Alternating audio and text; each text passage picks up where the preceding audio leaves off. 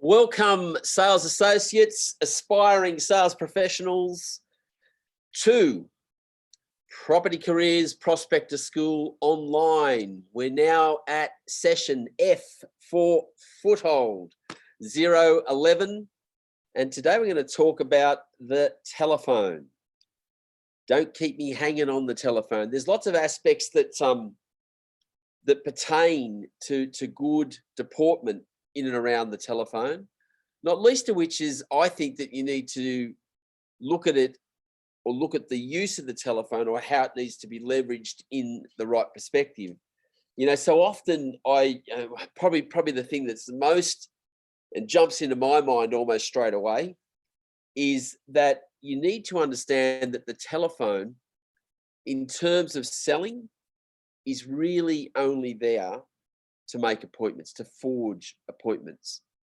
If I was going to urge you around one thing, it would be don't look at the telephone as something that you can utilize to make sales. Even with negotiation, I'm very careful as to how I utilize the phone. Have I used it to close deals? Have I used it to defend fee?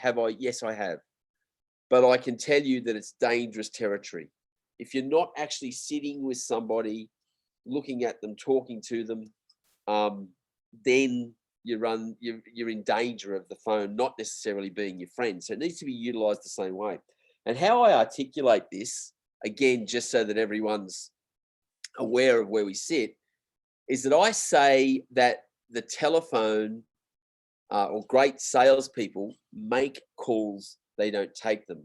So the first thing I'd ask you to understand is whomever is actually making the call is typically controlling the conversation. This, of course, is because you are controlling the agenda. Now, in the context of Foothold, in the context of what we talk about at Property Careers Prospector School, so in the context of prospecting, you know, you want something, so you've got to be careful as to how you use that, even though you are making the calls rather than taking them. But just understand this: when you take calls, if you're waiting for calls to come in, then typically you're on the back foot. Because first and foremost, if you receive a call, you can't possibly know with any clarity what the person on the other end, what agenda they have in receiving that call, as you're receiving that call. So you don't know what it is that they're asking, but they'll be clear on their agenda. So it is that you can only be reactive, is what I say. A number of times over the years where I've seen a salesperson who's waiting for a call from a prospective buyer or even a prospective seller, based on a decision as to whether they're going to list with them or not, if it's a seller, or whether a buyer is going to proceed or increase their offer or something like that. And they receive that and the call comes in and they get so excited because they're fully believing that the agenda is going to be consistent with theirs and they're going to get the answer they want. And all they meet with is disappointment that the owners called them and said, look, we're really sorry to tell you that it was close. In fact, you know, we couldn't split hairs, but we've decided to go with the other agent, give them a go first. We're going to use you again. If that doesn't work out with these people, we'll come back. Or a buyer rings up, you know, and you think the offer's about to be increased, and the buyer says, look, we had a good think about it overnight.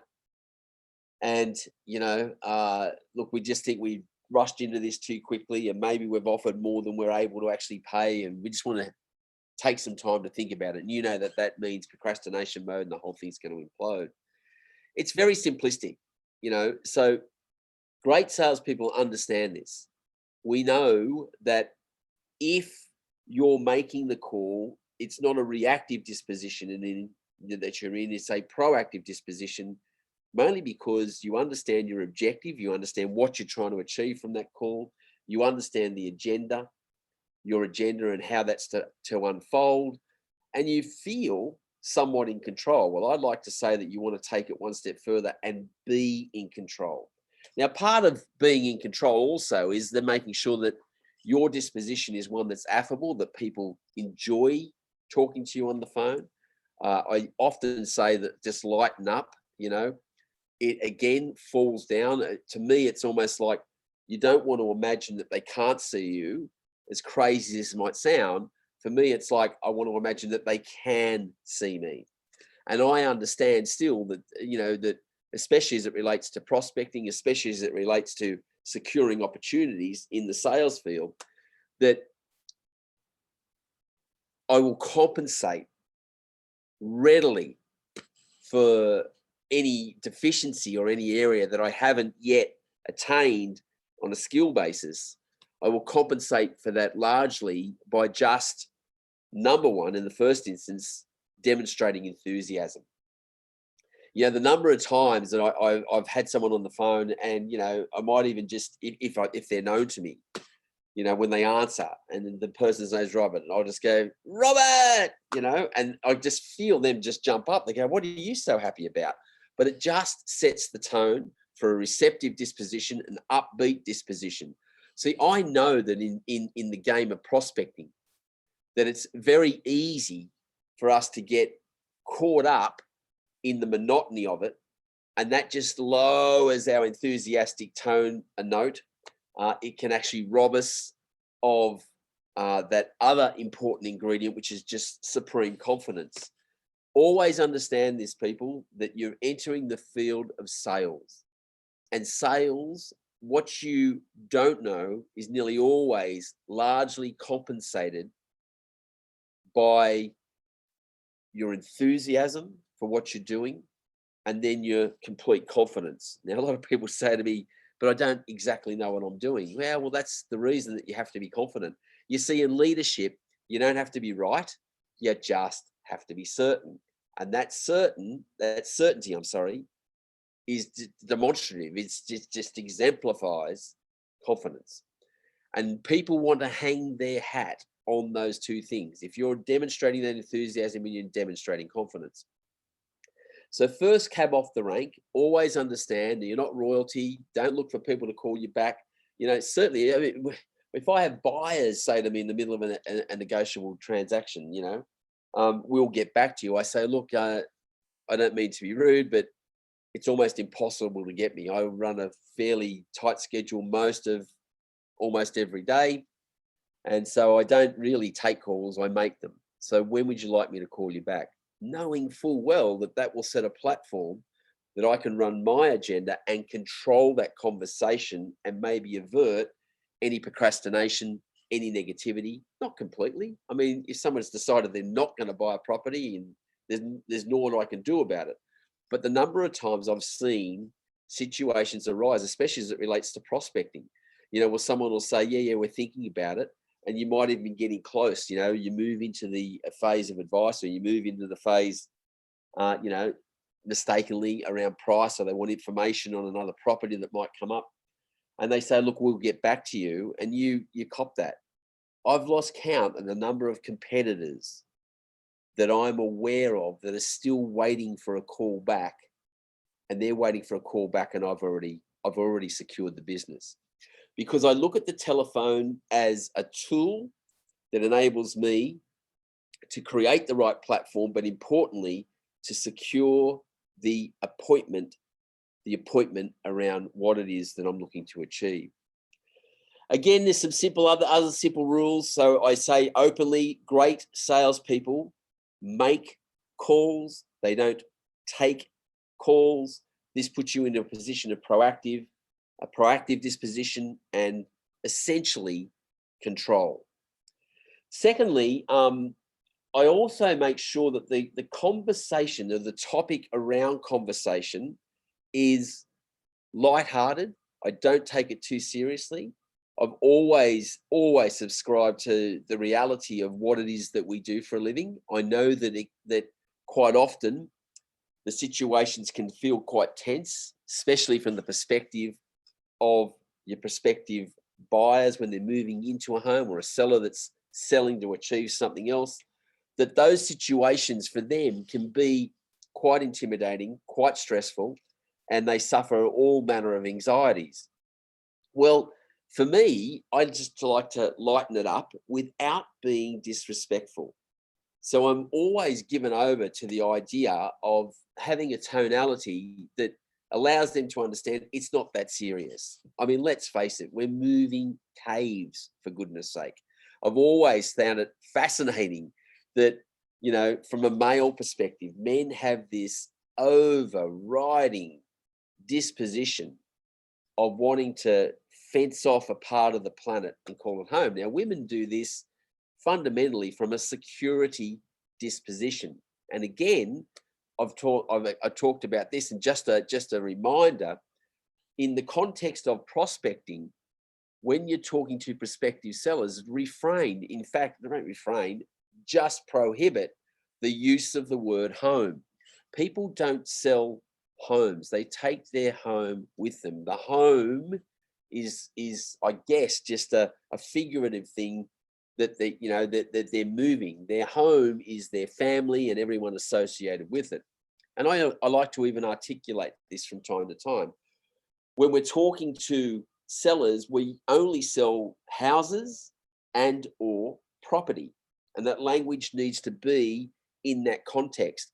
You see, if you keep using the word home, this has a direct correlation, unfortunately, for sellers, to an emotional thing. You know, many years ago, over 20 years ago, I spent a lot of time reading some letters from the veterans they were kids, you know, that fought in the First World War, the Anzacs. And the two words that were prevalent in all of their communications, these Anzacs, so long ago, were home, I want to go home, and mother, I want my mother. So these words just kept cropping up, because you must understand that these kids, and they were kids, were underage. A lot of them had actually volunteered or signed up into the military thinking it was one big adventure, which it was, but they hadn't really comprehended the weight of that decision that they were making. And trench warfare certainly sorted that out for them. And of course, there's the legendary idea of them going over the top to a certain death. So, you know, people equate the word home with mother, I think. So when you see real estate agents talking about sell the home, list the home, buy the home, these are words, especially if they're given over the phone with no direct contact, no social interaction, dangerous. You know, I often say this, even if you are doing it in person, can you imagine that a real estate agent comes out to talk to a party about selling their property, to run a listing presentation, and the motive for these people that are selling pertains to financial difficulty? So maybe the husband's had a business transaction that's gone bad, lost his job or otherwise. These people are in a state of financial stress. And the agents come in there, and during the presentation, he or she is saying, when we list the home, when we run open homes, when we bring buyers to the home, when you sell the home, when you settle on the home and have to move out. And all this is coming out in language. Now, you look at how that could be perceived from the perspective of the actual wife. She's sitting there, and all she can hear is this agent saying, list the home, sell the home, market the home, we're moving out of the home. They're looking at that agent, feeling like that agent's taking their home away. Now, these people decide not to list with you. You may have given the presentation of your life, yet you can't understand why they just completely disengaged. Language is so important. So when we talk about the telephone and how we communicate, especially as it relates to prospecting, understand that the words hold an enormous amount of weight. Number one, what you say, but more importantly, how you say it holds a lot of the oomph, or a lot of the backfiring. You see, in communication, and I hope you're taking notes on this, and I hope you never forget it.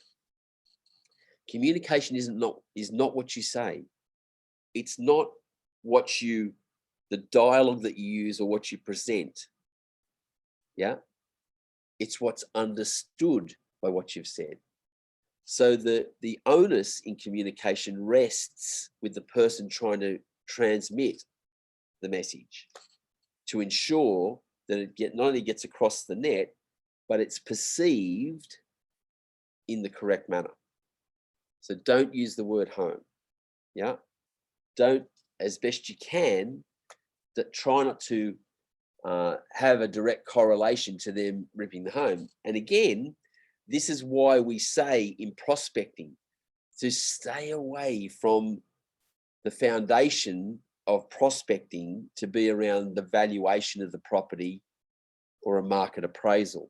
You see, we don't get paid to appraise property, but what we do is we get paid to solve problems.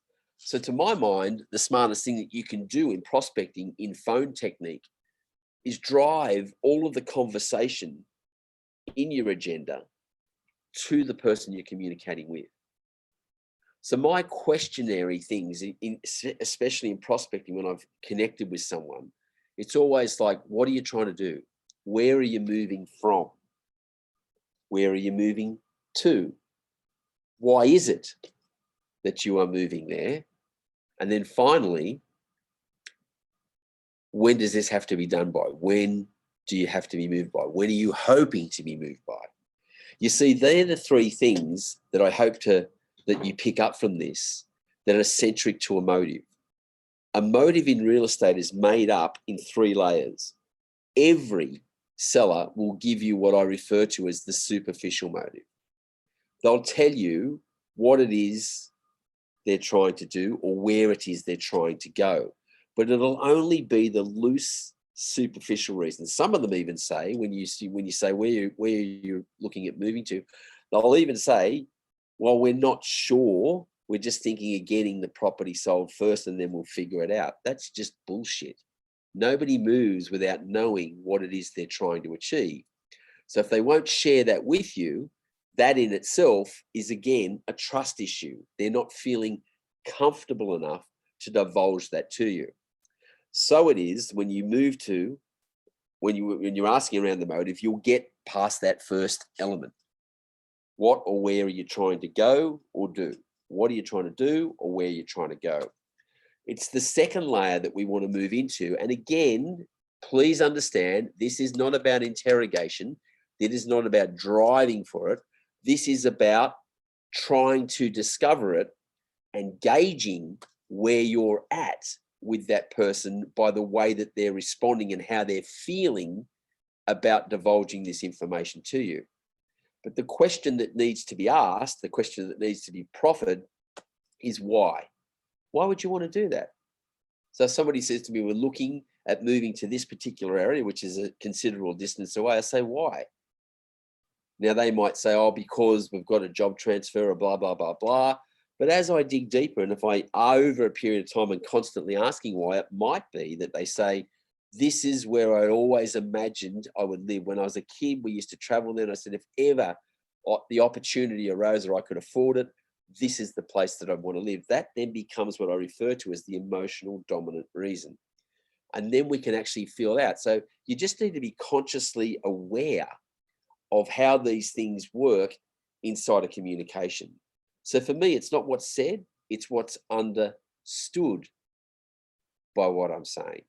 So when I'm using telephone technique and I'm looking to arrive at a certain conclusion, I don't look at my disposition in as much as I look at theirs, because I know that at the end of the day, my professional capacity will be appreciated if I can demonstrate one word: care.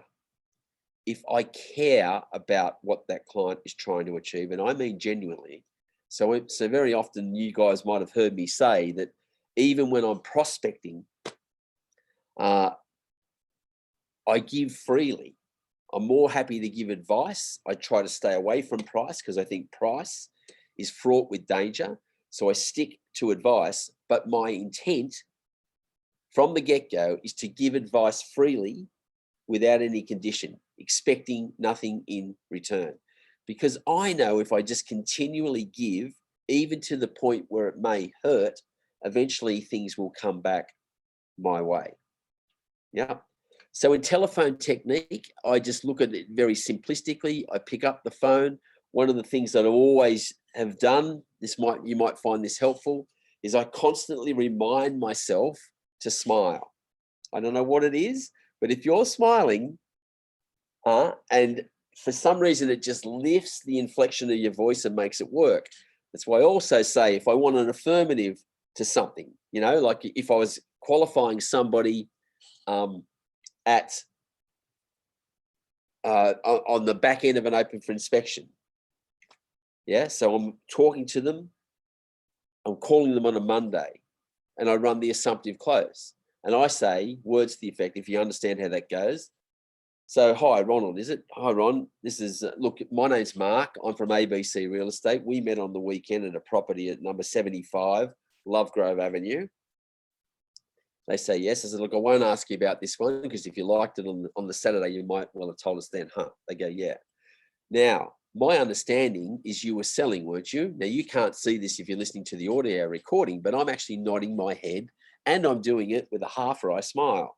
This creates the enthusiasm in the voice inflection and upbeat, and it also elicits the positive response to what I'm doing. I don't know why. I just think all of these things in performance have a direct correlation to the way in which you are running the technique.